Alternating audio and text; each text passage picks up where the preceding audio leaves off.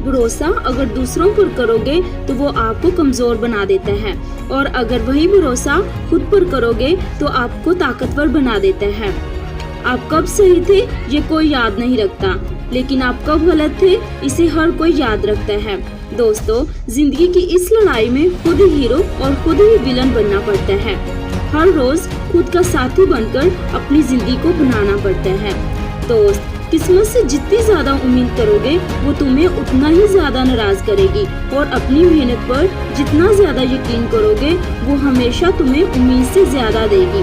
और दोस्त, परखता तो वक्त है, कभी हालात की शक्ल में, कभी मजबूरियों की शक्ल में, कभी दोस्त अपनों के रूप में, लेकिन ऐसा वक्त आपको निखारने के लिए आता है, आपको सही रास्ते पर लाने के लिए आता है।